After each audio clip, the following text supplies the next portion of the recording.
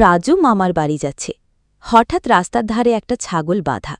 রাজু ছাগলের কাছে গিয়ে বলল, এই ছাগল, তুমি এত গরমে এখানে কি করছ? ছাগল বলল, দেখছ না, মালিক আমাকে এইখানে বেঁধে রেখেছে। রাজু ছাগলকে বলল, চলো তুমি আমার বাসায়, তোমাকে প্রতিদিন সবুজ ঘাস খেতে দেব আর এসির ভিতরে রাখব, তুমি শুধু খাবে আর ঘুমাবে। ছাগল বলল, ঠিক আছে, কিন্তু আমার মালিক দেখলে তো আমাকে মারবে। রাজু বলল, ধুর মশাই, কেউ দেখতে পাবে না। ছাগল বলল, ঠিক আছে, কিন্তু সন্ধেবেলা আমি চলে আসব। রাজু বলল, ঠিক আছে, চলো। পরের দিন সকালে ছাগলের হাটে রাজু ছাগল বিক্রি করবে বলে হাজির। এই অল্প দামে রাশিয়ান ছাগল। এক ভদ্রলোক বলল, এই পিচ্চি, তোমার ছাগলের দাম কত? রাজু বলল, কে পিচ্চি? ভদ্রলোক বলল, ঠিক আছে ব্যাপারী, আপনার ছাগলের দাম কত?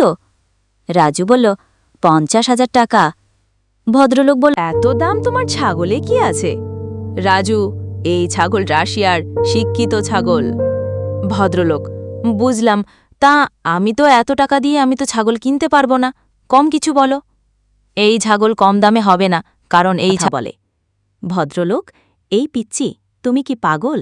এই ছাগল কিভাবে কথা বলে? তাহলে শুনুন, ছাগল, তুমি কথা বলো তো। ছাগল, হ্যাঁ, আমি কথা বলতে পারি। বুঝলাম। দেখো পিচ্চি, আমি এই ছাগল 15,000 টাকা দিতে পারি। রাজু, আচ্ছা, তাই দেন। ভদ্রলোক, কি ব্যাপার হলো? এই ছাগল তো চুরির ছাগল। ঠিক আছে ভাই, তুমি থামো, আমি বাড়ি থেকে টাকা নিয়ে আসি। রাজু, জলদি আসেন। একটু পরে ভদ্রলোক, এই দেখো স্যার, এই ছাগল চুরি করে এখানে বিক্রি করতে এসেছে। এই পিচ্চি, এই ছাগল কোথায় পেয়েছ? রাজু, পিচ্চিকে? হ্যাঁ, ঠিক আছে, তুমি বলো ছাগল কোথায় পেয়েছ? রাজু, এটা আমার ফার্মের ছাগল। না, বিশ্বাস না হলে আপনি এই ছাগলকে জিজ্ঞাসা করুন।